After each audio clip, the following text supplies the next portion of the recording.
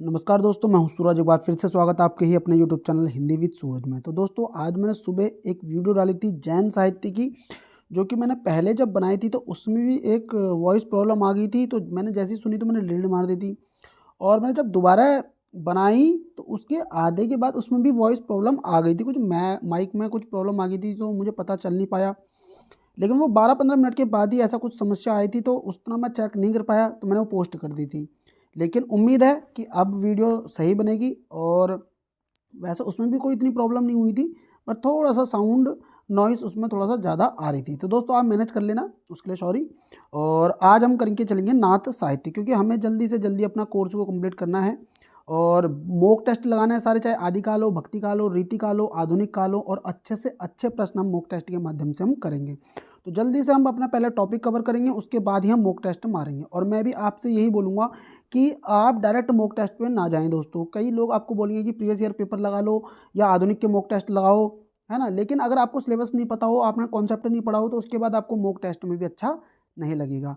तो दोस्तों, नाथ साहित्य हम शुरुआत कर रहे हैं। तो नाथ साहित्य में सबसे पहले देखो, नाथ साहित्य में थोड़ा सा छोटा कर देता हूँ, इतना कर लेते हैं। ये रहा। क्या बोल रहा है? नाथ साहित्य भगवान शिव के उपासक नाथों के द्वारा जो साहित्य रचा गया वही नाथ साहित्य कहलाता है। मतलब कि नाथ जो साहित्य थे वो किसके उपासक थे? शिव के उपासक थे। ठीक है। नाथों ने जो भी साहित्य रचा उसी को हमने क्या कहा? नाथ साहित्य वो कहलाया। इनके चरम उत्कर्ष काल राम कुमार वर्मा के द्वारा। ठीक है। अब राम कुमार वर्मा के बारे में आपको पता होना चाहिए कि राम कुमार वर्मा का जन्म कब हुआ है। राम कुमार वर्मा का जन्म हुआ है 1905। ठीक है दोस्तों, इसको याद रखना। के अनुसार 12वीं और 14वीं सदी के अंत तक जो समय था वो नाथ का था, और साहित्य सिद्ध का भी यही समय था। नाथ पंथ का विकसित रूप भक्ति काल में संत मत के रूप में देखने को मिलता है। हजारी प्रसाद द्विवेदी ने ये बात बोली थी। जो संत मत है, भक्ति काल के अंतर्गत संत मत आता है, वो किसका ही विकसित रूप है? वह तो वो नाथ पंथ का ही विकसित रूप है। और ये बात कौन बोल रहे हैं? हजारी प्रसाद द्विवेदी बोलते हैं। ठीक है। अब बढ़ते हैं अगले प्रश्न की तरफ। दूसरी लाइन क्या रही है? हजारी प्रसाद द्विवेदी ने नाथ पंथ को या नाथ संप्रदाय को, जो गोरखनाथ का था, नाथ पंथ को या नाथ संप्रदाय को सिद्ध मत, सिद्ध मार्ग, योग मार्ग, अवधूत मत, अवधूत संप्रदाय के नाम से भी पुकारा है। किसको? नाथ पंथ को, नाथ संप्रदाय को किस नाम से भी पुकारा था हजारी प्रसाद द्विवेदी ने? सिद्ध मत। क्योंकि जो 84 सिद्ध थे ना, 84 सिद्ध, इन्हीं से निकले थे 9 नाथ। तो इन्होंने ही नाथ पंथ को क्या बोला? ये सिद्ध मत भी है, सिद्ध मार्ग है, योग मार्ग है। योग मार्ग तो गोरखनाथ का ही था। अवधूत मत, अवधूत संप्रदाय के नाम से भी पुकारा। किसने? हजारी प्रसाद द्विवेदी जी ने। अब नाथ साहित्य की प्रमुख विशेषताएं, इसको याद रखना। यूजीसी नेट में ये ऐसे ऐसे प्रश्न देखने को मिलेंगे कि निम्न में से नाथ साहित्य की प्रमुख विशेषता नहीं है, तो आपको ये चीज़ें याद रखनी चाहिए। इसमें नारी निंदा का सर्वाधिक उल्लेख होता है। अब नारी निंदा का सर्वाधिक उल्लेख क्यों होता है? आपको पता होगा, अगर 84 सिद्धों के बारे में पढ़ते हैं तो उसमें एक चीज़ आती है, महामुद्रा। मतलब महामुद्रा में क्या था कि मोक्ष प्राप्ति के लिए एक प्रकार से स्त्री हेतु संसर्ग, या स्त्री के लिए स्त्री के साथ संसर्ग करना, और उसमें पंच मकार भी थे। उसी के चलते नाथ वहाँ से हटे भी थे, है ना। तो नारी निंदा का सर्वाधिक उल्लेख मिला है, इसमें नारी की निंदा का उल्लेख मिलता है। सिद्ध साहित्य के भोग विलास की निंदा की है। इसमें सिद्ध साहित्य के भोग विलास की देखो निंदा भी की हुई है। इस साहित्य में हठ योग का उपदेश प्राप्त होता है। इसका रूखापन और गृहस्थ के प्रति अनादर भाव इस साहित्य की सबसे बड़ी कमजोरी मानी जाती है। किस साहित्य की? नाथ साहित्य की। जो उसका रूखापन था, गृहस्थ के प्रति अनादर भाव था, इस साहित्य की सबसे बड़ी कमजोरी मानी जाती है। ये किसने बोला है? हजारी प्रसाद द्विवेदी जी ने बोला था, जिनका जन्म कब हुआ है? 1907 में हुआ है। हजारी प्रसाद द्विवेदी जी का जन्म कब हुआ? 1907 में हुआ है। मन, प्राण, शुक्र, वाक और कुंडलिनी, इन पांचों के संयमन के तरीकों को राजयोग, हठ योग, वज्रयान, जप योग या कुंडलिनी योग कहा जाता है। किसके? मन, प्राण, शुक्र, मन, प्राण, शुक्र, MPS, वाक और कुंडलिनी। ठीक है, मन, प्राण, शुक्र, वाक और कुंडलिनी। ऐसा भी आ सकता है निम्न इन पांचों के संयमन से निम्न से पांच में कौन शामिल नहीं है? तो मन, प्राण, शुक्र, वाक और कुंडलिनी, इन पांचों के संयमन के तरीकों को राजयोग, हठ योग, वज्रयान या जप योग, कुंडलिनी योग कहा जाता है। अब सबसे पहला नाम आता है, देखो, नाथ संप्रदाय के प्रवर्तक का, जिनका नाम क्या था? गोरखनाथ। जन्म काल को लेकर मतभेद है। क्यों मतभेद है? हर किसी ने अलग तरीके से इनका जन्म को दिखाया है। अब सबसे पहले याद रखना, राहुल सांकृत्यायन जी बोलते हैं 845 ईस्वी, बोले तो 9वीं सदी ही मानी गई है। हजारी प्रसाद द्विवेदी ने 9वीं शताब्दी बोला है। राहुल सांकृत्यायन ने कब बोला है? देखो 1845। और राहुल सांकृत्यायन का जन्म कब हुआ था? तो याद रखना 1893 में। कब हुआ राहुल सांकृत्यायन का जन्म? 1893 में ही होना चाहिए इनका जन्म। ठीक है, मैं एक मिनट देख लेता हूँ, कंफर्म होना चाहिए तो और भी सही है। राहुल सांकृत्यायन 1893 का जन्म इनका। ठीक है, 1893 का इनका जन्म है। हजारी प्रसाद द्विवेदी का 9वीं शताब्दी इनको बोला है। पीताम्बर दत्त बर्तवाल ने 11वीं शताब्दी बोला है गोरखनाथ के जन्म के लिए।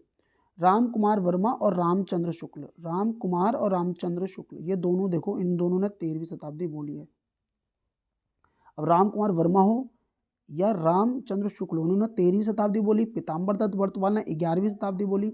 हजारी प्रसाद द्विवेदी ने 9वीं सदी बोली और राहुल सांकृत्यायन ने 845 ईस्वी माना था। अब ये किसी के भी अनुसार पूछ सकता है। फैक्ट अगर अच्छे लगेंगे तो लाइक कर देना, वरना नहीं करना, कोई दिक्कत नहीं। नाथों की संख्या 9 मानी गई है। कितनी मानी गई है? नाथों की संख्या 9 मानी गई है।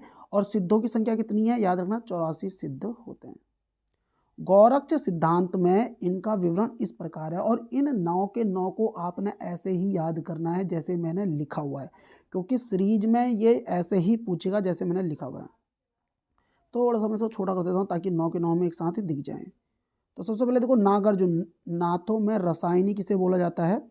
नागार्जुन को बोला जाता है। मैं एक बार मैक चेक कर लेता हूँ, माइक चल रहा है। नागार्जुन, जड़ भरत, हरीश चंद्र, सत्यनाथ, भीमनाथ, गोरक्षनाथ, चरपट, जलंधर और मलय अर्जुन। अब मेरे को मैं कैसे याद रखता था? देखो, शुरू में भी अर्जुन है, ऐसे दिमाग में बैठा लेता था मैं, और बाद में भी देखो अर्जुन है। ठीक है, और शुरू में देखो MNO, MNO बोलते हैं ना, तो देखो शुरुआत M से हो रही है और देखो N बाद में आता है, लेकिन यहाँ पे हमें पता है कि N पहले आता है और M लास्ट में आता है। मैं दिमाग में ऐसे रखता था कि नागार्जुन, जड़ भरत, हरिश्चंद्र, सत्यनाथ, भीमनाथ, गोरक्षनाथ, चरपटनाथ, जलंधरनाथ और मलया अर्जुन। मैं इस तरीके से बोलता था, है ना, कि नागार्जुन, जड़ भरत, हरिश्चंद्र, सत्यनाथ, भीमनाथ, गोरक्षनाथ, चरपट, जलंधर और मलय अर्जुन। इस तरीके से भी आप इसको बोल सकते हैं। और दिमाग में बैठा लो कि तीसरे नंबर पे दूसरे नंबर पे जड़ भरत है, तीसरे नंबर पर हरिश्चंद्र है, सत्यनाथ है, भीमनाथ है, छठे नंबर पे गोरक्षनाथ है। तो ऐसे याद रख लो, छठे नंबर पे गोरक्षनाथ है। इस तरीके से दिमाग में बैठा लो। अपना तरीका होता है हर किसी का, ट्रिक आप बना के चलो, समझ के चलो चीज़ों को। अब देखो इसमें क्या बोल रहा है, जो जलंधर नाथ है, जलंधर नाथ का नाम क्या है? बालनाद भी रखा गया है। अब देखो, बाल को धोने के लिए हमें किसकी ज़रूरत होती है? जल की ज़रूरत होती है। बालों को धोने के लिए किसकी ज़रूरत होती है? हमें जल की ज़रूरत होती है। जल नहीं होगा तो हम बाल कैसे धोएंगे? तो ऐसे भी आप इसको याद रख सकते हैं जैसे मैंने किया था। अब देखो सबसे पहले क्या बोल रहा है, गोरखनाथ का नाथ पंथ बौद्धों की वज्रयान, देखो महायानी, हीनयान नहीं लिखा हुआ, सॉरी हीनयान नहीं लिखा हुआ, वज्रयान लिखा है। बौद्धों की वज्रयान शाखा से निकला हुआ माना जाता है। कहाँ से? वज्रयान से।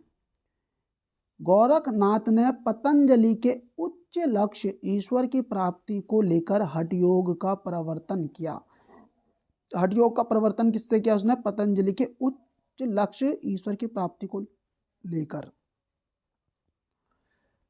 ये बहुत अच्छी लाइन आ रही है, देखो, हठ योगियों के सिद्ध सिद्धांत पद्धति ग्रंथ के अनुसार, किस सिद्धांत के? सिद्ध सिद्धांत पद्धति के ग्रंथ के अनुसार हौ का अर्थ सूर्य है और ठौ का अर्थ चंद्रमा। देखो देखो, हठ और हौ का अर्थ क्या होता है? सूर्य, और ठौ का अर्थ में क्या होता है? चंद्रमा। इन दोनों के योग को हठ योग कहते हैं।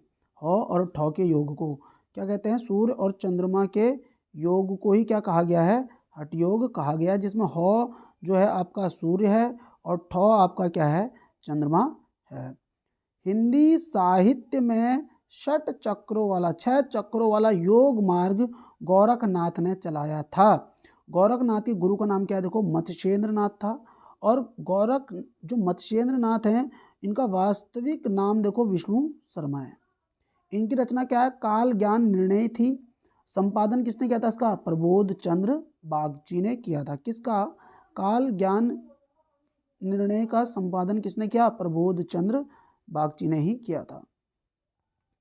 अब देखो पीताम्बर दत्त बर्तवाल 1901 से 1944 का कार्यकाल है इनका, मतलब जन्म 1901 में, मृत्यु 1944 में। डॉक्टर पीताम्बर दत्त बर्तवाल ने गोरखनाथ के 14 ग्रंथों को, कितने ग्रंथों को, 14 ग्रंथों को प्रामाणिक मानकर उनका संपादन गोरखबानी नाम से किया। तो दोस्तों अगर आप पूरा वीडियो देखेंगे, बाद में मैं हर इन पॉइंटों की भी मैंने मॉक टेस्ट बनाए हुए हैं, ताकि जब आप मॉक टेस्ट लगाओगे, जैसे ये पढ़ लिया आपने, इसी चैप्टर के इन्हीं लाइनों से बने मॉक टेस्ट अगर आपको मिल जाए तो आपको वो अच्छा लगेगा। जैसे आपने कोई चीज़ पढ़ी और इसी चैप्टर के इसी लाइनों से मॉक टेस्ट बने हो, तो मैंने कहा अभी तो मैं ऊपर पढ़ के आया था, अब मैं लगा रहा हूँ। तो दोस्तों मेरे पे वो मॉक टेस्ट भी है, मैं वो वाले भी लगवा दूंगा इसमें, ताकि आप जो चीज़ें पढ़ रहे हो, जैसे कि मैं बोलूँ कि पीताम्बर दत्त बर्तवाल ने गोरखनाथ के कितने ग्रंथों को प्रामाणिक मानकर उसका संपादन किया, तो तुमने अभी पढ़ा 14, और मैं वहीं पर वो क्वेश्चन भी बना दूँ 14, 12, 16, मेरे पास वो वाला भी मैटर पड़ा हुआ है। मैंने इनके हर एक लाइन से भी मॉक टेस्ट बनवाए थे, बनाए भी थे, मेरे स्टूडेंट ने भी हेल्प की थी मुझे, तो वो आपको मैं दे सकता हूँ। इधर देखो, डॉक्टर पीताम्बर दत्त बर्तवाल ने गोरखनाथ के 14 ग्रंथों को प्रामाणिक मानकर उसका संपादन गोरखबानी के नाम से किया था। और गोरखबानी में कितने ग्रंथ का संकलन है, एक प्रकार से कह सकते हैं 14 ग्रंथ का। अब याद रखो 14 कौन कौन से, तो इसमें थोड़ा सा आपको मैं छोटा कर देता हूँ, ताकि हमें 14 के 14 दिखने बहुत जरूरी हैं। तो सबसे पहले याद रखो, देखो आप, शब्दी, पद, शिष्यादर्शन, प्राण संकली, आत्मबोध, नर्वे बोध, अभय मात्र योग, 15 तिथि, सप्तवार, मच्छिंद्र गोरखनाथ, रोमावली, रोमावली थोड़ा और छोटा कर लेता हूँ मैं, ताकि सारे दिख जाए हमें। रोमावली, ज्ञान तिलक, ज्ञान चौतीसा, पंच मात्रा। अब यहाँ पे देखो एक लाइन लिखी हुई है, मैंने ये पूछा भी गया है पेपरों में, गोरखनाथ को मिस्र बंधुओं ने हिंदी का प्रथम गद्य लेखक कहा था। स्टार मार्क पॉइंट है कि गोरखनाथ को हिंदी का प्रथम गद्य लेखक किसने स्वीकार किया था, तो मिस्र बंधुओं ने कहा था। और मिस्र बंधु में कितने भाई हैं, ये 3 भाई हैं, ठीक है, गणेश बिहारी मिश्र, सुखदेव बिहारी मिश्र और श्याम बिहारी मिश्र। इन चीज़ों को जरा सा आप लोग याद रखना। अब देखो, अब आ रहे हैं गोरखनाथ के संस्कृत ग्रंथ। ये बहुत बहुत बहुत महत्वपूर्ण ग्रंथ हैं, इनको आप याद रख लेना, क्योंकि इससे क्वेश्चन आपको सीधे देखने को मिल जाएगा आपकी परीक्षाओं में। तो सबसे पहले देखो गोरखनाथ के ग्रंथ, संस्कृत ग्रंथ में देखो सबसे पहले सिद्ध सिद्धांत पद्धति, योग सिद्धांत पद्धति, योग चिंतामणि। तो देखो योग और योग का जोड़ा बना लो, सिद्ध सिद्धांत पद्धति, योग सिद्धांत पद्धति, योग चिंतामणि। निरंजन पुराण और वैराट पुराण का कॉमन जोड़ा बना लो, सिद्ध सिद्धांत पद्धति, योग सिद्धांत पद्धति, योग चिंतामणि, वैराट पुराण, निरंजन पुराण, विवेक मार्तंड शक्ति संगम तंत्र, विवेक मार्तंड शक्ति संगम तंत्र और गोरक्ष शतक। मैंने क्या बोला, सिद्ध सिद्धांत पद्धति, योग सिद्धांत पद्धति, योग चिंतामणि, निरंजनी पुराण और वैराट पुराण, शक्ति संगम तंत्र, शक्ति संगम तंत्र हो गया, विवेक मार्तंड हो गया और गोरक्ष शतक हो गया। ये इनके संस्कृत ग्रंथ थे। और देखो मत्स्येंद्र नाथ, देखो मत्स्येंद्र, गोरखनाथ के गुरु का नाम मत्स्येंद्र नाथ था, और मत्स्येंद्र नाथ के गुरु का नाम क्या था, जलंधर नाथ। याद रखना, मत्स्येंद्र नाथ के गुरु का नाम क्या है, जलंधर नाथ है। आदिनाथ को क्या बोल रहा है, देखो आदिनाथ को परवर्ती संतों ने, मतलब बाद के संतों ने शिव माना था, तथा चरपट नाथ का पूरा नाम चरकानंद है था। क्या था, चरकानंद था, ठीक है। अब अभी अभी हम पढ़ के गए हैं इसे। 7वें नंबर पे देखो कहाँ जाएगा हमारा, 7वां होगा जहाँ तक उम्मीद है मुझे इसका। देखो चरपट का नंबर देखो क्या है, 7वां है। नागार्जुन, जड़भरत, हरिश्चंद्र, सत्यनाथ, भीमनाथ, गोरक्षनाथ, चरपट, जलंधर और मलया अर्जुन। मैंने कैसे बताया आपको, आपको भी ऐसे ही इसको याद रखना है दोस्तों, तभी आपका काम बनेगा। अब देखो आगे बढ़ते हैं। सिद्धि सिद्धांत पद्धति, योग सिद्धांत पद्धति, योग चिंतामणि, निरंजन पुराण और वैराट पुराण, विवेक मार्तंड, शक्ति संगम तंत्र और गोरक्ष शतक, ये गोरखनाथ के हैं, आपको याद रखना है। आदिनाथ को परवर्ती संतों ने क्या माना था? शिव माना था, तथा चरपटनाथ का पूर्व नाम चक्रा या चरकानंद था। अब देखो, चौरंगी नाथ गोरक्षनाथ के शिष्य थे और यह पूरन भगत के नाम से प्रसिद्ध थे। तो चौरंगी नाथ को क्या बोलते थे? चौरंगी नाथ को पूरण भगत, चौरंगी नाथ को क्या बोलते थे हम? पहले पूरण भगत के नाम से जानते थे और ये गोरक्षनाथ के ही शिष्य थे। नागा अर्जुन, गोरखनाथ और चरपटनाथ तथा जलंधर नाथ का नाम नाथ और सिद्ध दोनों में गिना जाता है। स्टार मार्क पॉइंट है, इसको मैं अंडरलाइन कर रहा हूं। देखो, इसको ऐसे कर लेते हैं, नागा अर्जुन, गोरखनाथ, चरपटनाथ और जलंधर नाथ। ठीक है, नाग, देखो नाग से ही तुम्हें ऐसे पता लग जाएगा, दो तो ऐसी होगी। देखो, नाग अर्जुन, गोरखनाथ, चल जल।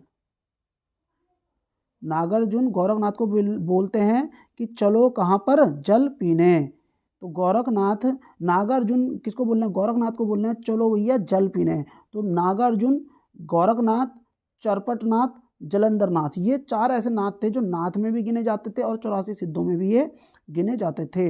नागार्जुन किसको बोल रहे हैं? गोरखनाथ को क्या बोल रहे हैं? चलो भैया कहाँ? जल पीने। याद रहेगा। अब बढ़ते हैं आगे, क्या बोल रहा है? देखो इधर, नाथ पंथ के जोगियों को कनफटा भी कहते थे।